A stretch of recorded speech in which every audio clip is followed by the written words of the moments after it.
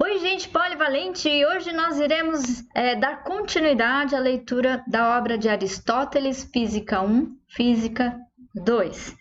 Só reforçando que nós não temos nenhuma pretensão de ensinamento ou algo mais técnico, porque eu me coloquei esse desafio de fazer uma leitura de uma obra extremamente técnica, com um linguajar de uma época muito distante, um raciocínio muito distante do que eu estou habituada. Então, essa leitura aqui, na realidade, ela é um desafio, é uma forma que eu me coloquei de superar essa barreira de fazer uma leitura de uma obra como Aristóteles, tá?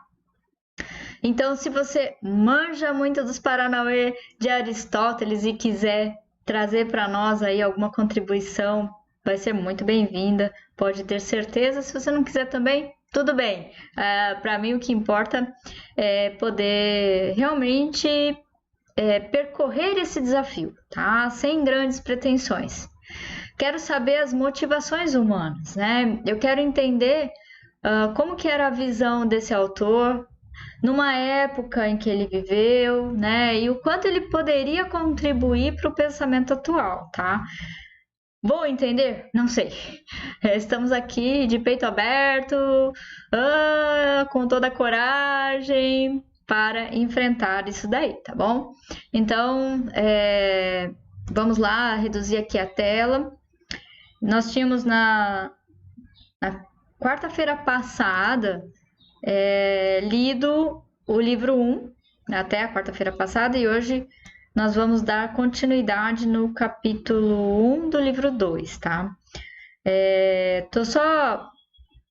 Tem um detalhe que eu acabei não pontuando para vocês que estão acompanhando essa leitura aqui. Eu estou ocultando a leitura desses numerozinhos aqui, porque trunca na leitura, e como já estou disponibilizando o livro aí para vocês também acompanharem visualmente, vocês sabem que eles estão aí, tá? Então, já é um raciocínio bastante diferente, já é uma forma de pensamento que exige bastante concentração, então eu achei melhor não ficar lendo 192 elevado a B8, porque isso daí trunca um pouco o raciocínio, tá? Pelo menos o meu trunca, então eu achei melhor omitir, tá? Então eu vou dar seguimento aqui à leitura e nós vamos ficar a próxima 1 hora lendo Aristóteles. Vem conosco aqui, tá? Capítulo 1. Entre os entes, uns são por natureza, outros são por outras causas. Por natureza são os animais e suas partes, bem como as plantas e os corpos simples, isto é, terra, fogo, ar e água.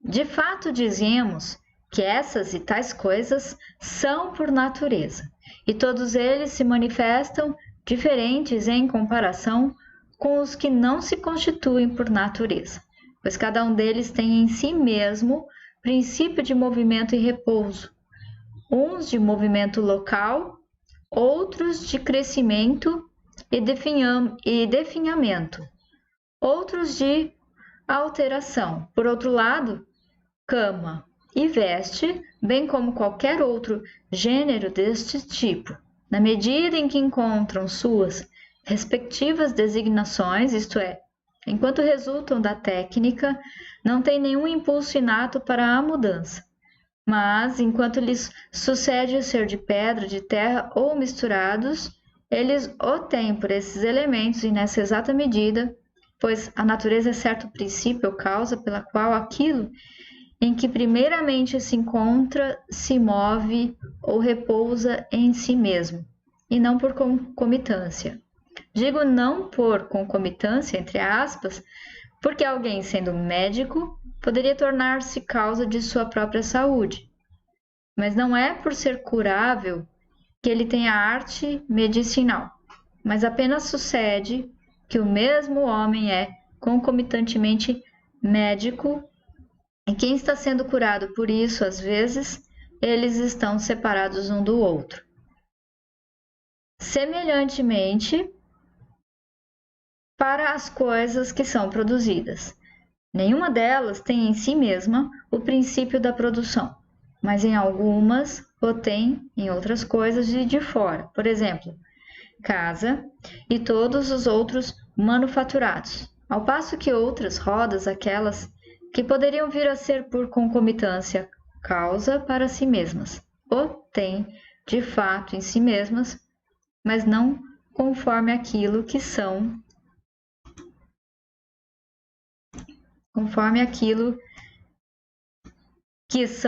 por si mesmas.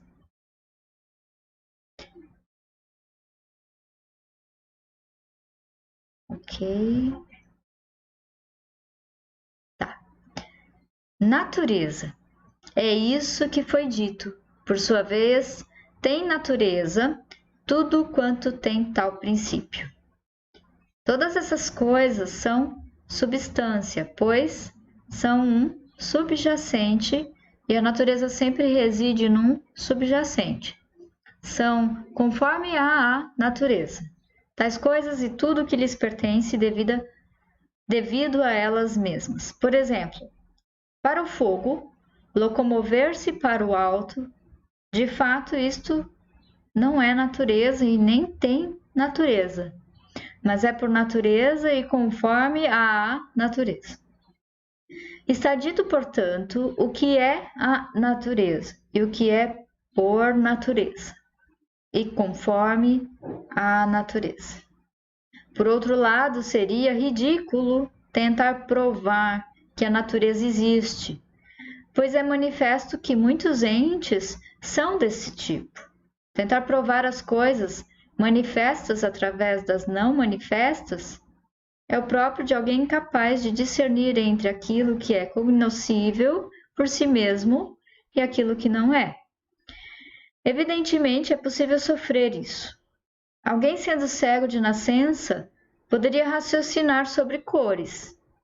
Necessariamente, tais adversários nada pensam, e o argumento deles concerne às palavras. Alguns reputam que a natureza e a essência dos entes naturais seria aquilo que, desarranjado em si mesmo, está primeiramente inerente em cada um. Por exemplo, de uma cama seria a natureza a madeira, e de uma estátua o bronze. Como sinal disso, Antifonte afirma que, se alguém enterrasse uma cama e se a podridão adquirisse poder de brotar, não surgiria cama, mas madeira. Como se estivessem presentes por concomitância a técnica e a disposição conforme a regra, e por outro lado, a essência fosse aquela que de fato permanece continuamente ao suportar tais modificações. Se por sua vez, cada um desses elementos também se encontra nessa mesma situação em relação a algo diverso, por exemplo, o bronze. Espera aí que eu perdi aqui. Como sinal disso, Antifonte afirma que alguém tem essa... Tá. Por exemplo, o bronze e o ouro em relação à água, os ossos e a lenha em relação à terra, semelhantemente, qualquer outra coisa, julgam que este último é a natureza e a essência daqueles. Por isso, alguns afirmam que a natureza dos entes é fogo, outros que é terra, outros que é ar, outros que é água, outros alguns desses elementos e outros, enfim, todos eles.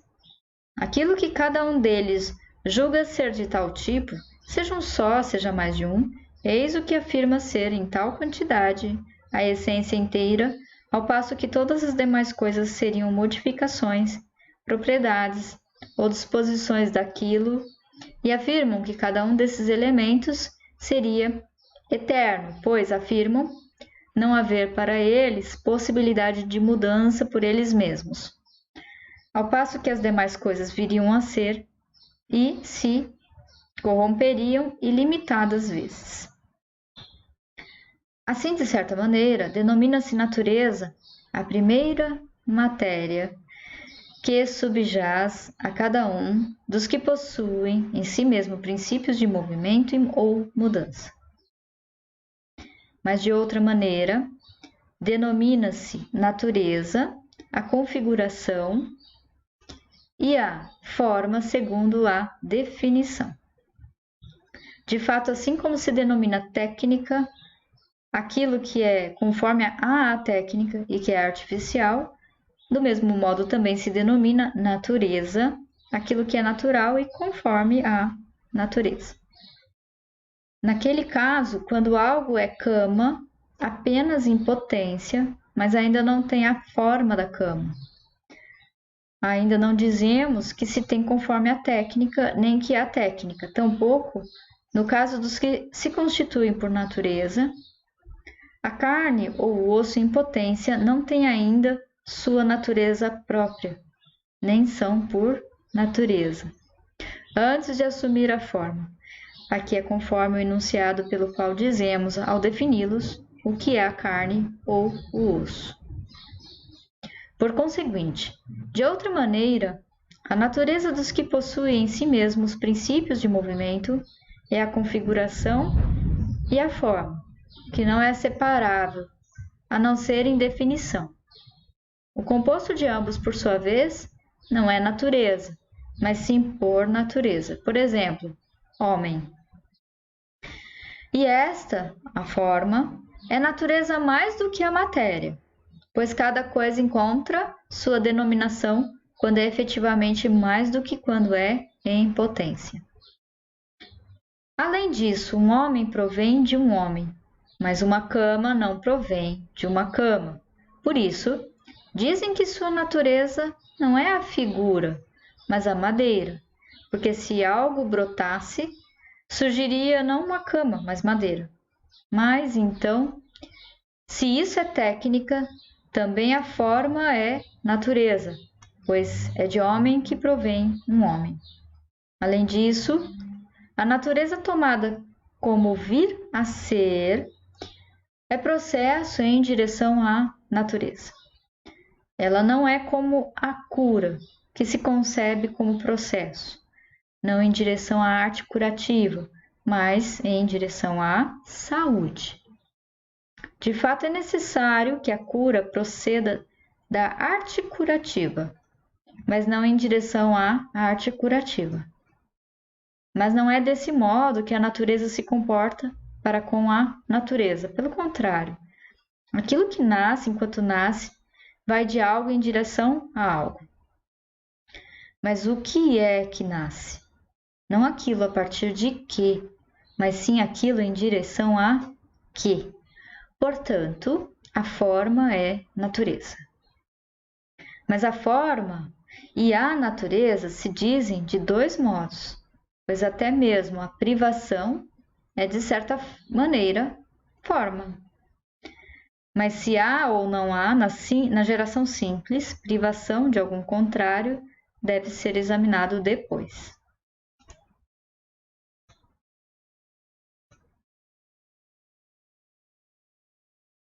Capítulo 2. Visto que está delimitado de quantos modos se concebe a natureza, depois disso, devemos examinar em que o matemático se diferencia do estudioso da natureza. Pois também os corpos naturais têm superfícies e sólidos, bem como comprimento e pontos, a respeito dos quais o matemático faz o seu estudo.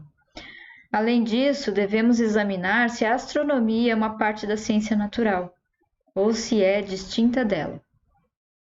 De fato, seria absurdo se soubesse ao estudioso da natureza conhecer o que é o Sol ou a Lua, mas não lhe coubesse conhecer nenhum dos concomitantes que se lhes atribui em si mesmos.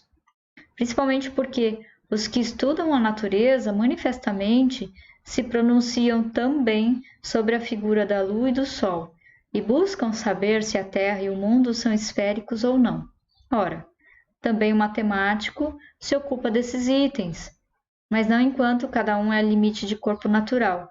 Tampouco estuda os atributos enquanto sucedem aos corpos naturais tomados nesta qualidade. Por isso o matemático os separa pelo pensamento. Tais itens são separáveis do movimento e isso não faz nenhuma diferença. Tampouco surge algo falso quando eles os separam. Despercebidamente fazem isso também os que afirmam as ideias. Separam as coisas naturais, que são menos separáveis que as coisas matemáticas. Isso se torna evidente quando alguém tenta enunciar as definições de cada uma delas, tanto delas mesmas como seus concomitantes. De fato, o par e o ímpar, o reto e o curvo, bem como o número, linha e figura, hão de ser definidos sem movimento. Mas carne, osso e homem não mais poderiam ser definidos sem movimento. Pelo contrário, esses últimos se definem como o nariz adunco, mas não como o curvo. Mostram isso também as mais naturais entre as disciplinas matemáticas, como a ótica, a harmônica e a astronomia. De certo modo, elas se comportam de maneira inversa à geometria, pois a geometria estuda a linha natural, mas não enquanto natural, ao passo que a ótica estuda a linha matemática, não enquanto linha matemática, mas enquanto linha natural. Visto que a natureza se concebe de duas maneiras, a forma e a matéria, é deste modo que se deve estudar, como no caso em que investigamos sobre a aduncidade, o que ela é. Por conseguinte, os entes desse tipo não são sem matéria, tampouco segundo a matéria. Seria plausível, com efeito, que alguém formulasse a seguinte dificuldade: visto serem duas as naturezas, qual das duas competiria ao estudioso da natureza investigar? Ou lhe competiria investigar o composto de ambas? Mas se lhe competisse investigar o composto de ambas, também lhe competiria investigar cada uma delas. Ora, neste caso, tomar conhecimento de cada uma das duas competiria à mesma ciência ou a ciências respectivamente diversas? Por um lado, para quem considerou os antigos, é plausível que a ciência da natureza pareça ser a respeito da matéria, pois Empédocles e Demócrito alcançaram a forma e aquilo que o ser é, apenas em pequena parte. No entanto, visto que a técnica imita a natureza, o que compete a uma mesma ciência conhecer a forma e a matéria, até certo ponto, por exemplo, compete ao médico conhecer a saúde, e também a bile e a fleuma, das quais depende a saúde. Semelhantemente, compete ao construtor conhecer a forma da casa e saber que a matéria são tijolos e madeiras. Do mesmo modo, nos demais casos, também a ciência natural compete tomar conhecimento de ambas as naturezas. Além disso, compete a uma mesma ciência conhecer aquilo em vista de que, isto é, o acabamento de todas as coisas que são em vista daquilo. E a natureza é acabamento, e aquilo em vista de que? Pois das coisas de que há algum acabamento, havendo um movimento contínuo para tal, o acabamento é o extremo, e aquilo em vista de que? Por isso o poeta permitiu-se dizer, de modo cômico, tem fim em vista do qual veio a ser. Ora, não é qualquer extremo que se habilita a ser acabamento, mas sim o melhor, dado que também as técnicas produzem a matéria, umas sem mais, outras tornando-a propícia à obra. E utilizamos todas as coisas como se estivessem disponíveis em vista de nós, pois de certo modo também nós somos acabamento. De fato, em vista de que se diz de dois modos. Foi dito sobre a filosofia. São duas as técnicas que conhecem e dominam a matéria, a que usa e a que comanda na técnica fabricante. Por isso também a técnica que usa, de certo modo, comanda, mas há diferença na medida em que ela é conhecedora da forma, ao passo que a outra, a que comanda como fabricante, é conhecedora da matéria. De fato, o piloto conhece e prescreve de que qualidade é a forma do leme, ao passo que o outro sabe de qual madeira e de quais movimentos há de provir o leme. Naquilo que resulta da técnica, somos nós que fazemos a matéria sem em vista da função, ao passo que, nos entes naturais, a matéria já se encontra dada em vista da função. Além disso, a matéria se conta entre os relativos. Para uma forma diversa, a matéria é diversa. Pois bem, até que ponto é preciso que o estudioso da natureza conheça a forma e o que é, tal como é preciso que o médico conheça o tendão e o bronzista conheça o bronze, até conhecer em vista de quê cada coisa é. Inclusive, a respeito dessas coisas que são separáveis em forma, mas estão na matéria, pois um homem e o sol geram um homem. Mas delimitar como se comporta e o que é o separável é tarefa da filosofia primeira, capítulo 3. Delimitados esses pontos, devemos examinar sobre as causas quais e quantas são, dado que o estudo é em vista do conhecer e dado que não julgamos conhecer cada coisa antes de aprendermos o porquê de cada uma. Eis o que é aprender a causa primeira. É evidente que devemos fazer isso também no que concerne a geração e corrupção e toda a mudança natural, de tal modo que, conhecendo seus princípios, tentemos reportar a eles cada um dos itens que se investigam. Assim, de um modo, denomina-se causa o item imanente de algo provém. Por exemplo, o bronze da estátua e a prata da taça, bem como os gêneros dessas coisas. De outro modo, denomina-se causa a forma e o modelo. E isso é a definição do aquilo que o ser é. Os seus gêneros, por exemplo, da oitava, o 2 para 1. E, em geral, a relação numérica, bem como as partes contidas na definição. Além disso, denomina-se causa aquilo de onde provém o começo primeiro da mudança ou do repouso. Por exemplo, é causa daquele que deliberou, assim como o pai é causa da criança, e em geral o produtor é causa do produzido, e aquilo que efetua a mudança é a causa daquilo que se muda. Além disso, denomina-se causa como o fim, ou seja, aquilo em vista de quê? Por exemplo, do caminhar, a saúde. De fato, por que caminha? Dizemos a fim de que tenha saúde. E assim dizendo, julgamos ter dado a causa. Também se denomina causa tudo que, uma outra coisa, tendo iniciado o movimento, venha a ser intermediário para o fim. Por exemplo, da saúde, o emagrecimento, a purgação, as drogas ou os instrumentos. Todos esses itens são em vista do fim, mas diferem entre si, porque uns são operações, outros são instrumentos. Assim, as causas se concebem, por assim dizer, de todas essas maneiras. Por outro lado, sucede que, na medida em que as causas se concebem de diversas maneiras, há várias causas para uma mesma coisa, não por concomitância, por exemplo. Tanto a arte de esculpir como o bronze são causas da estátua. Não enquanto ela é outra coisa, mas enquanto estátua. Embora não do mesmo modo. Uma é como matéria e a outra é como aquilo de onde provém o movimento.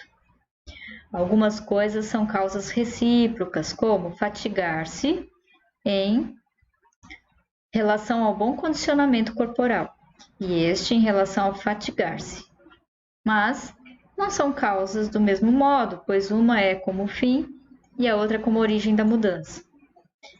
Além disso, o mesmo item pode ser causa de coisas contrárias. Pois às vezes, acusamos como causa do efeito contrário aquilo que está ausente, o qual, quando está presente, é causa de tal e tal coisa. Por exemplo, acusamos como causa do naufrágio a ausência do piloto, cuja presença é causa de sua salvação.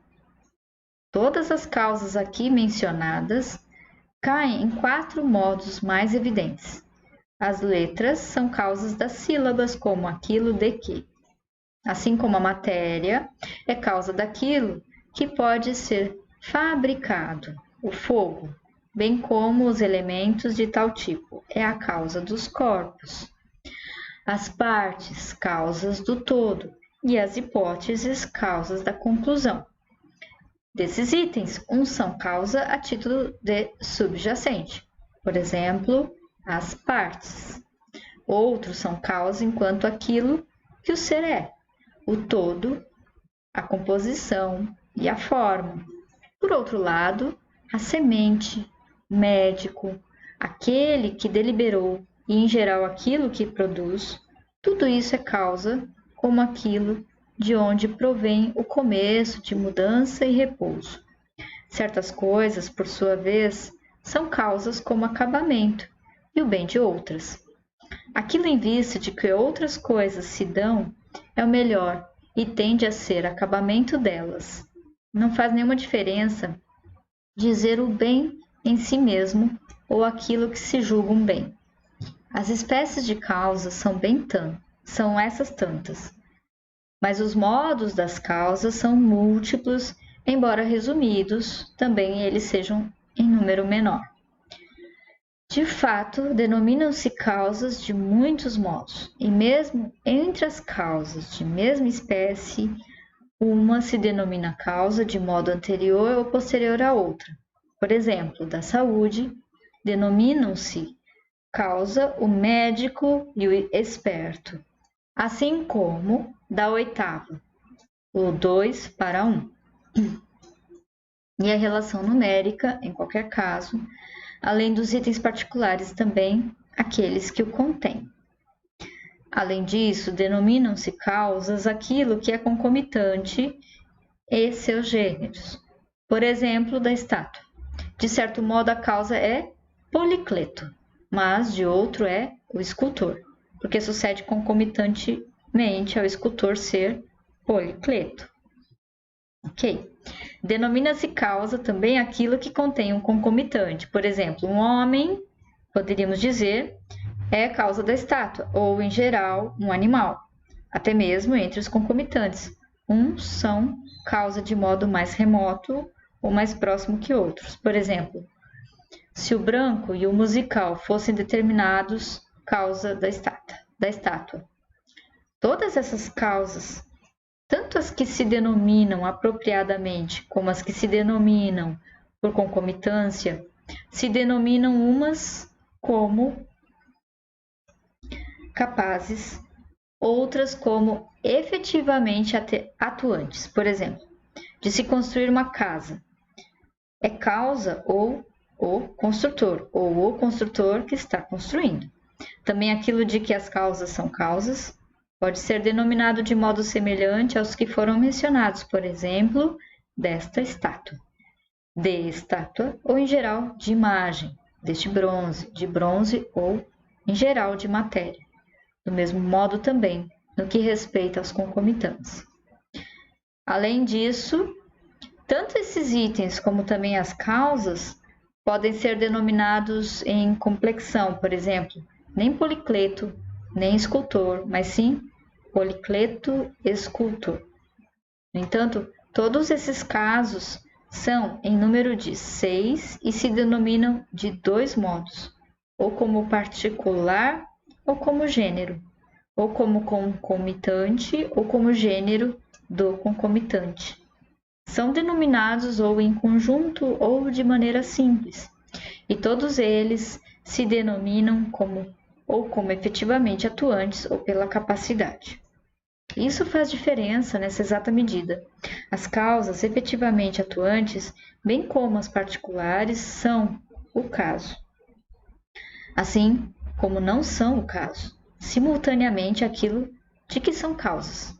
Por exemplo, este que está medicando é simultâneo a este que está sendo curado. E este que está a construir é simultâneo a isto que está sendo construído. Mas as causas por capacidade nem sempre são simultâneas. De fato, não se corrompe ao mesmo tempo a casa e o construtor. É preciso sempre buscar a causa mais extrema de cada coisa, como nos outros casos. Por exemplo, o homem constrói casa porque é construtor, e o construtor constrói segundo a arte da construção. Ora, esta última é anterior, e é assim em todos os demais casos. Além disso, de gêneros, é preciso buscar como causas gêneros e de particulares. Por exemplo, escultor é causa de estátua, mas esse escultor é causa dessa estátua. Assim como das coisas possíveis, é preciso buscar como causas capacidades, ao passo que, em relação àquilo que se está sendo efetuado, as causas efetivamente atuantes. Assim, considere-se suficientemente delimitado por nós quantas são as causas e de que modo são causas. Capítulo 4. Também o acaso e o espontâneo se contam entre as causas, e se diz que muitas coisas são e vêm a ser por acaso e pelo espontâneo. Deve-se examinar, então, de que modo o acaso e o espontâneo se encontram entre essas causas, se o acaso e o espontâneo são idênticos ou distintos e, em suma, o que são o acaso e o espontâneo. Alguns se embaralham em saber até mesmo se existem ou não. Afirmam que nada de fato vem a ser por acaso, mas que há uma causa determinada de tudo que dizemos vir a ser por acaso ou pelo espontâneo. Por exemplo, de vir por acaso ao mercado e encontrar alguém que desejaria, mas que não esperava encontrar. É causa o querer ir ao mercado fazer negócios. Semelhantemente, afirmam que também a respeito das demais coisas que se dizem ser por acaso, sempre é possível apreender alguma causa, mas não o acaso. Visto que, se o acaso fosse algo, se manifestaria como verdadeiramente absurdo. E poder-se-ia indagar por que, afinal, nenhum dos antigos sábios, ao enunciar as causas concernentes à geração e corrupção, nada delimitou a respeito do acaso. Mas, ao que parece, tampouco eles julgaram haver algo por acaso. Mas isso é de fato espantoso, pois muitas coisas vêm a ser e são por acaso e pelo espontâneo. Entre elas, sem ignorar que é possível reportar cada uma a algo que venha a ser causa. Conforme dizia o velho argumento que suprimia o acaso. Todos afirmam que umas são por acaso e que outras não são por acaso. Por isso deveriam ter feito algum relato sobre eles, mesmo que fosse de um modo ou de outro. No entanto, não conceberam como acaso ou menos nenhum de seus princípios, como amizade, ódio, intelecto, fogo ou outro desse tipo. Isso é surpreendente. Quer tenham julgado que não há acaso, quer tendo julgado que há, tenham deixado de lado, sobretudo porque deles se utilizaram às vezes como Empédocles disse, que o ar não se discrimina sempre para o lugar mais alto, mas do modo que lhe ocorrer por acaso. Ao menos é certo que no poema cosmogônico ele diz que se encontra correndo às vezes assim, mais frequentemente de outro modo. E diz que a maioria das partes dos animais vem a ser por acaso.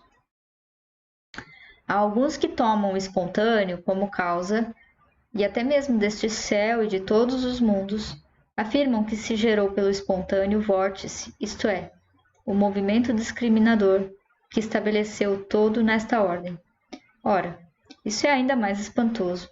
De um lado, afirmam que os animais e as plantas não são, nem vêm a ser por acaso, mas que é natureza, inteligência ou outra coisa de tal tipo que é causa, pois não é qualquer coisa casual que provém da semente de cada um. Pelo contrário, desta provém oliveira, daquela, homem. De outro lado, afirmam que o céu e os mais divinos dos entes visíveis vieram a ser pelo espontâneo, sem que houvesse nenhuma causa como a dos animais e plantas. Mas se é assim, eis o que precisamente é digno de escrutínio e cai bem que algo seja dito a esse respeito. De fato, além de tal pronunciamento ser absurdo, mesmo de qualquer modo, é ainda mais absurdo dizer tais coisas quando não se observa do céu nada que venha a ser pelo espontâneo, e entre as coisas que não seriam por acaso, observa-se muitas que sucedem por acaso, embora fosse plausível esperar que viesse a ser de modo contrário. Alguns reputam que o acaso é causa, embora seja obscuro para o pensamento humano, por ser algo divino e prodigioso. Por conseguinte, deve-se examinar o que é em cada um, se são idênticos ou distintos o espontâneo e o acaso, e como eles caem sobre as causas que foram distinguidas.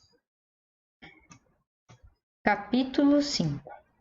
Primeiramente, dado que vemos que algumas coisas vêm a ser sempre da mesma maneira, outras, no mais das vezes, é evidente que o acaso e aquilo que é por acaso não se denominam causa de nenhuma delas, nem das que são por necessidade, sempre, nem das que são no mais das vezes.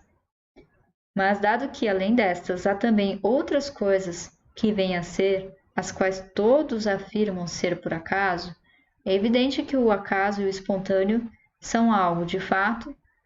Reconhecemos as coisas desse tipo como sendo por acaso e as coisas por acaso como sendo desse tipo. Entre as coisas que vêm a ser, umas vêm a ser em vista de algo, mas outras não. Entre aquelas, umas são por escolha, outras não são por escolha, mas todas elas estão entre as coisas que vêm a ser em vista de algo. Conseguinte, é evidente que, mesmo entre as coisas que vêm a ser a parte daquilo que é necessário, ou no mais das vezes, há algumas a respeito das quais é possível que se dê em vista de algo. São em vista de algo as coisas que podem ser feitas a partir do pensamento, bem como as que são por natureza. Pois bem, quando tais coisas vêm a ser por concomitância, dizemos que elas são por acaso, pois assim como certa coisa é algo ou em si mesma, ou por concomitância, também cabe que algo seja causa do mesmo modo. Por exemplo, de uma casa, o construtor é causa em si mesmo, mas o branco ou o musical são causas por concomitância. Assim, está já determinado aquilo que é causa em si mesmo, mas é indeterminável aquilo que é causa por concomitância, pois ilimitadas coisas podem ser atribuídas como concomitantes a algo. Assim como foi dito, quando isso sucede entre as coisas que vêm a ser em vista de algo, denomina-se então pelo espontâneo e por acaso. A diferença recíproca entre eles deve ser delimitada depois. Agora, no entanto, que isto fique claro, ambos estão no domínio das coisas que vêm a ser em vista de algo. Por exemplo, alguém que recobra um empréstimo poderia ter vindo em vista de retomar o dinheiro, se soubesse, no entanto, que foi em vista disso que ele veio. Mas sucedeu-lhe vir por concomitância, fazer isso em vista do recobrar. Mas isso não lhe sucede, nem no mais das vezes, ao frequentar a praça, nem por necessidade. E o desfecho, o ressarcimento, não se conta entre as causas que residiam nele mesmo, mas se conta entre as coisas suscetíveis de escolha e que podem vir a ser pelo pensamento. É nessas condições, ao menos, que se diz que veio por acaso. No entanto, se ele veio depois de escolher em vista daquilo, ou se ele frequenta o lugar, sempre ou mais das vezes fazendo cobranças, não se diz por acaso. É evidente, portanto, que o acaso é causa por concomitância no domínio daquilo que é por escolha, de coisas que viriam a ser em vista de algo. Por isso, pensamento e acaso envolvem o mesmo domínio, pois a escolha não se dá sem pensamento. Assim, necessariamente, não se pode determinar as causas das quais poderia provir aquilo que se dá por acaso. Por isso, reputa-se que o acaso pertence ao indeterminável e não é transparente ao homem, e de certo modo, pode-se plausivelmente reputar que nada vem a ser por acaso. Tudo isso se diz de modo acertado, razoavelmente, pois de certo modo, é possível vir a ser por acaso, pois vem a ser por concomitância. E o acaso é causa enquanto concomitante. No entanto, sem mais, o acaso não é causa de nada. Por exemplo, de casa é o construtor, que é causa, mas por concomitância é o flautista. E do recobrar o dinheiro ao vir à praça, quando se vem não em vista disso, são ilimitadas as causas por concomitância, pois pode-se vir à praça querendo ver alguém, ou para acusar e defender-se no tribunal, ou a fim de assistir um espetáculo. É correto dizer que o acaso é algo que foge à razão, pois a razão se aplica às coisas que são sempre ou às que são, no mais das vezes, mas o acaso está no domínio das coisas que vêm a ser a parte delas. Por conseguinte, visto serem determináveis as coisas que são causas desse tipo, também o acaso é indeterminável. Não obstante, em alguns casos, alguém poderia formular a seguinte dificuldade: qualquer coisa pode vir a ser causa do acaso? Por exemplo, da saúde, brisa ou calor solar, mas não o ter cortado os cabelos. De fato, entre as coisas que são causas por concomitância, umas são mais próximas que outras. Dizemos bom acaso quando algo bom resulta, mas se diz acaso ruim quando resulta algo ruim. Assim como se diz boa fortuna e infortúnio, quando essas coisas têm grandeza. Por isso, quase apanhar um grande bem ou um grande mal é ter boa fortuna ou ser desafortunado, porque o pensamento os afirma como se estivessem presentes, pois aquilo que quase ocorreu parece não estar nada distante.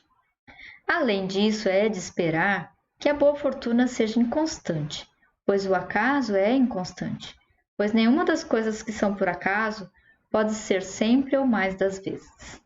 Assim conforme foi dito, ambos, o acaso e o espontâneo, são causas por concomitância, no domínio das coisas que não admitem vir a ser, nem de maneira simples, nem no mais das vezes, e são causas daquilo que poderia vir a ser em vista de algo. Capítulo 6. No entanto, diferem porque o espontâneo é mais amplo. Tudo que é por acaso é pelo espontâneo, mas nem tudo que é espontâneo é por acaso. De fato, o acaso e aquilo que é por acaso se encontram no domínio das coisas a que se pode atribuir o ser bem afortunado, em geral a ação. Por isso, o acaso necessariamente diz respeito àquilo que é factível pela ação.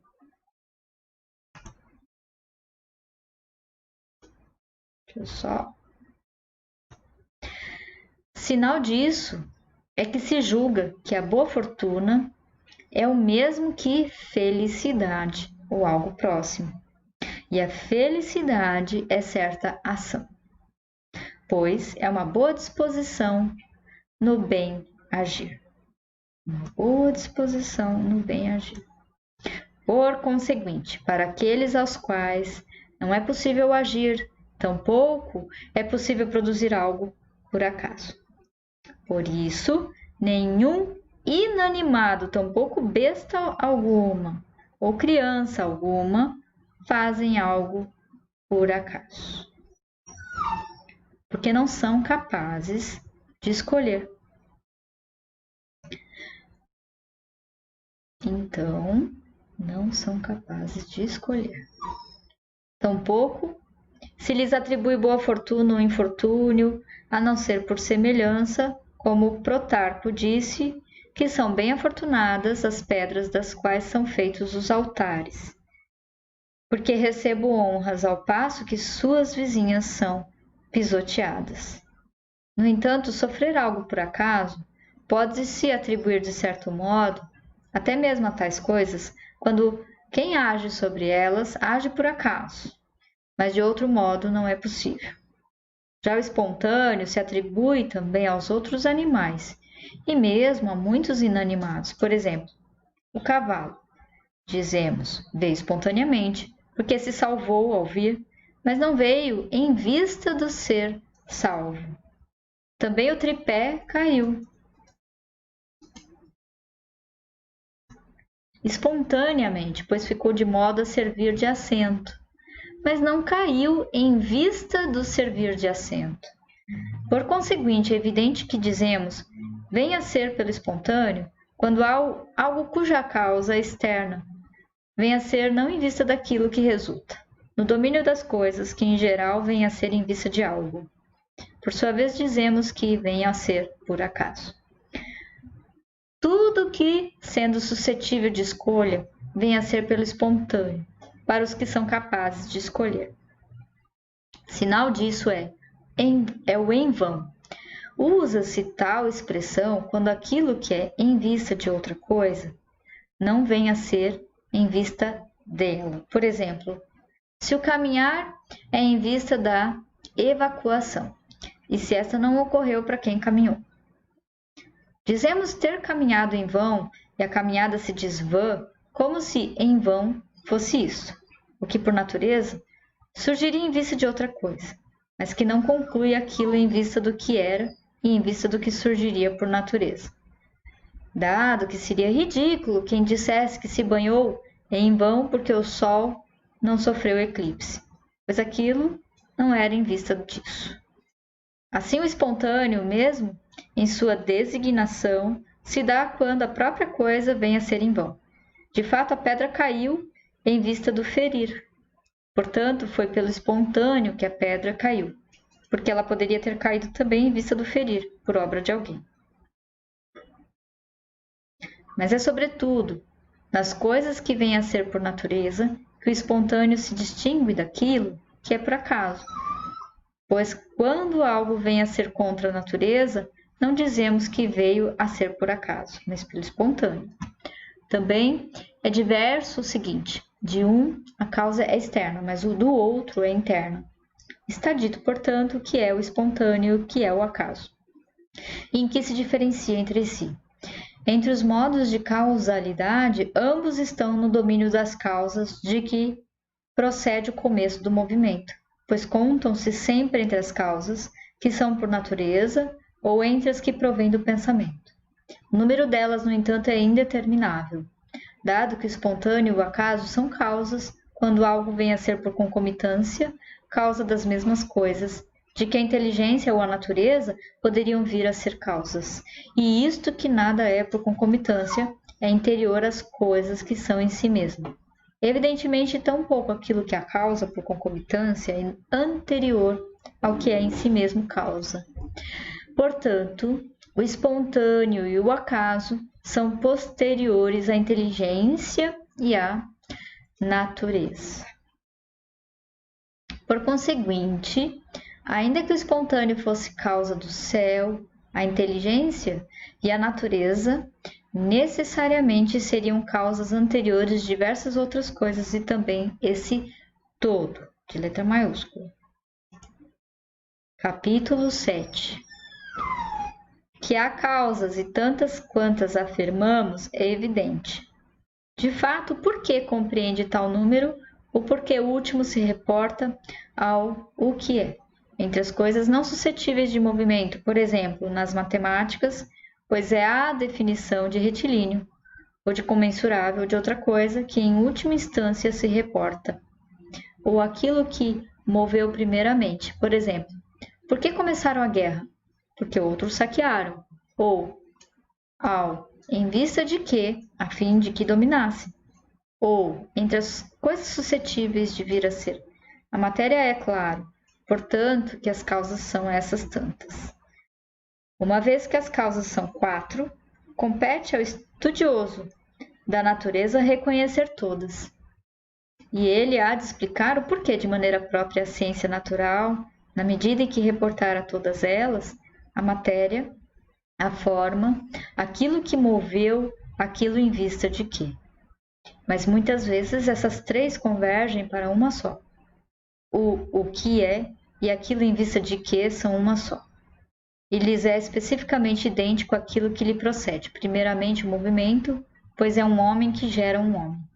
E em geral, tudo quanto move sendo movido, mas tudo quanto move sem ser movido, não mais compete à ciência natural, pois não é por terem em si mesmos movimento ou princípio de movimento que movem, mas sendo imóveis, por isso são 3 as disciplinas, uma sobre as coisas não suscetíveis ao movimento, outra sobre as coisas que se movem, mas são incorruptíveis, e outras, enfim, sobre coisas corruptíveis.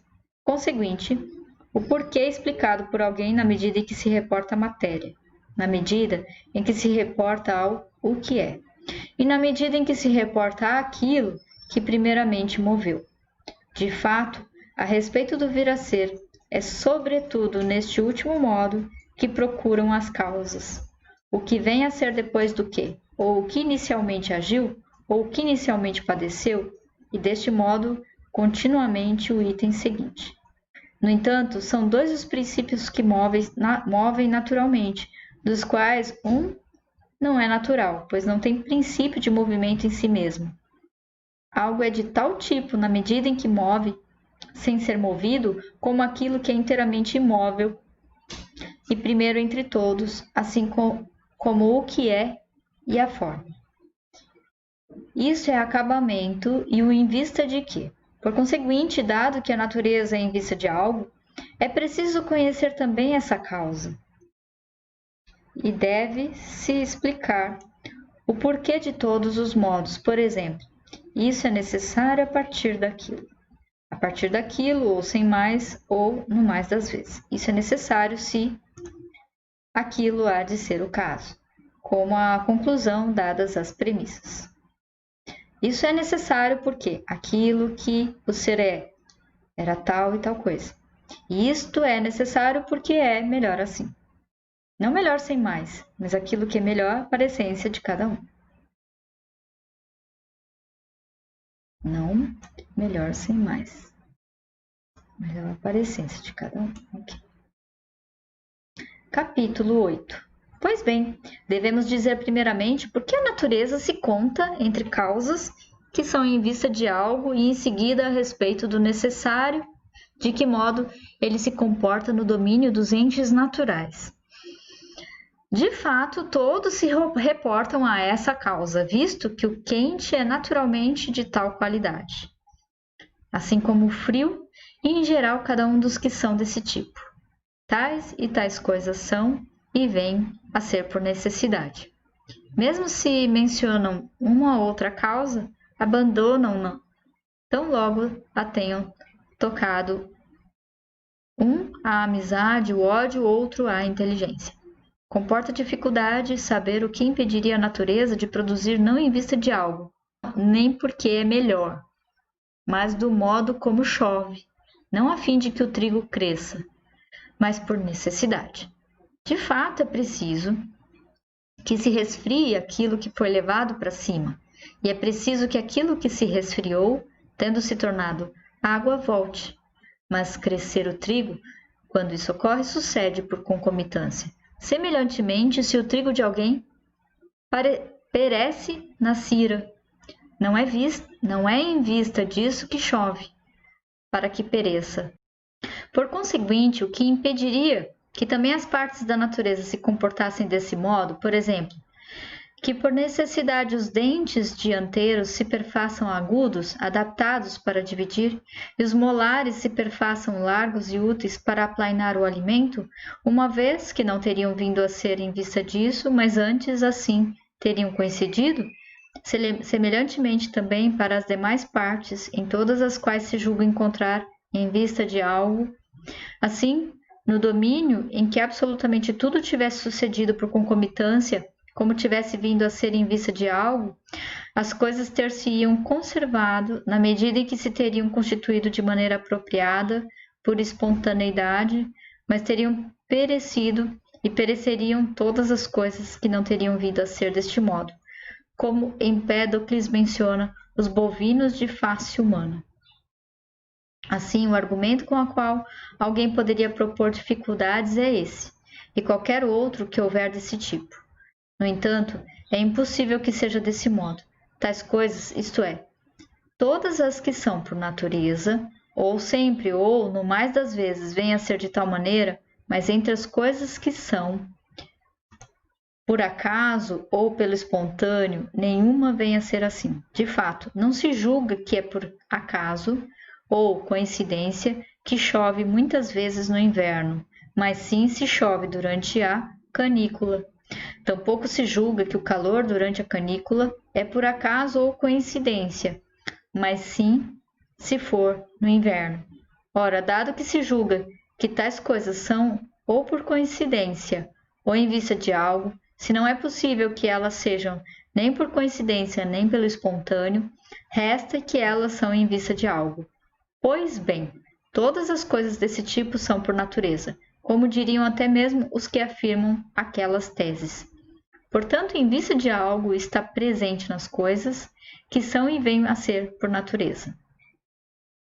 Além disso, em tudo aquilo em que há algum acabamento, é em vista dele que se faz aquilo que é anterior e o seguinte. Pois bem, tal como se faz assim mesmo, é que por natureza surge e assim como surge por natureza. Do mesmo modo se faz cada coisa, se algo não impedir, e se faz em vista de algo. Portanto, também surge por natureza e em vista de algo. Por exemplo, se a casa se contasse entre aquilo que por natureza vem a ser, viria a ser do mesmo modo, tal como agora vem a ser pela técnica. Por outro lado, se as coisas que são por natureza vierem a ser não apenas por natureza, mas também por técnica, é plausível que venham a ser do mesmo modo pelo qual surgem por natureza. Portanto, uma coisa é em vista de outra. Em geral, a técnica perfaz certas coisas que a natureza é incapaz de cobrar, é incapaz de elaborar e a imita. Assim, se as coisas que são conforme a técnica são em vista de algo, evidentemente também o são as coisas conforme a natureza, pois os itens posteriores e os itens anteriores comportam-se entre si de maneira semelhante nas coisas que resultam da técnica e nas coisas que resultam da natureza. Isso é evidente, sobretudo, no acaso dos outros animais, que produzem não por técnica, tampouco depois de ser examinado ou deliberado. Daí alguns se embaraçam em saber se é com inteligência ou com algo diverso que operam as aranhas, as formigas e outros desse tipo. E a quem passo a passo procede dessa maneira. Evidencia-se que até mesmo nas plantas surgem coisas convenientes ao acabamento, por exemplo, as folhas em vista da proteção do fruto. Por conseguinte, se é por natureza e em vista de algo que a andorinha faz o ninho, a aranha faz a teia. Bem como as plantas fazem as folhas em vista dos frutos e as raízes para baixo, não para cima, em vista do alimento. É manifesto que há alguma causa de tal tipo nas coisas que vêm a ser e são por natureza. E uma vez que a natureza é dupla, uma como matéria, outra como forma, e dado que esta última é acabamento e as demais coisas são em vistas do acabamento, é ela que é a causa em vista de que.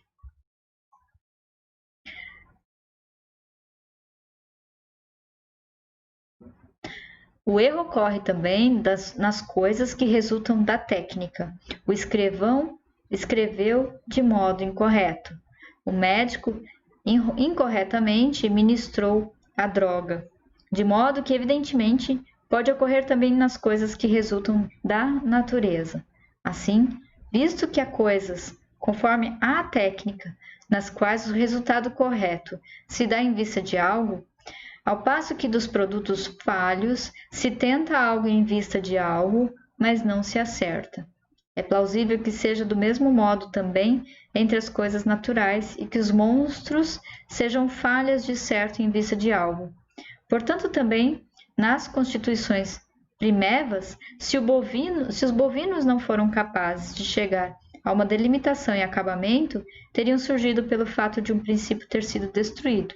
Assim como, agora, surgem monstros quando a semente se destrói.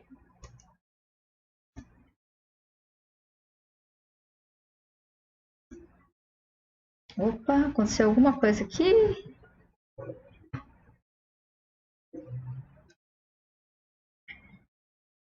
Bom, vou aproveitar que... Peraí, deixa eu ver se eu recupero. Ah, recuperei, ótimo. Aí que deu um probleminha aqui.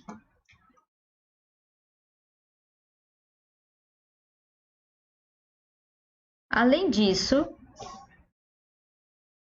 também nas plantas há o em vista de algo, embora seja menos articulado. Então, será que também entre as plantas, tal como os bovinos, como fronte humana, semelhantemente vieram a ser vinhas com fronte de oliveiras ou não? Seria absurdo, mas seria preciso, se de fato também o fosse entre os animais. Além disso, seria preciso que também entre as sementes viesse a ser de qualquer maneira que fosse. Em geral, quem se pronuncia desse modo suprime as coisas que são por natureza, e a natureza, pois são, por natureza, todas as coisas que, movimentadas continuamente por um príncipe nelas mesmas, chegam a um acabamento. A partir de cada princípio, não é o mesmo acabamento para todos, nem qualquer acabamento que coincidir, mas, se nada impedir, sempre há de chegar ao mesmo acabamento. E o em vista de que, bem como aquilo que é vista dele, poderia ocorrer também por acaso.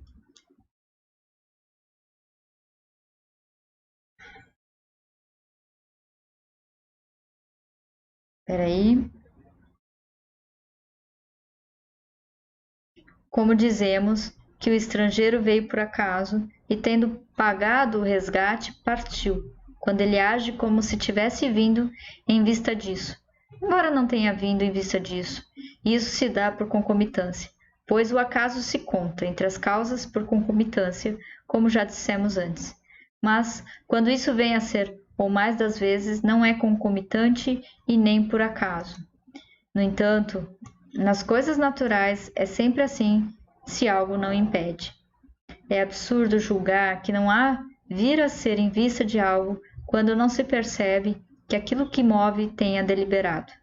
Ora, mesmo a técnica não delibera. Com efeito, se a técnica de construir navios estivesse inerente na madeira, ela haveria de produzir de modo semelhante à natureza.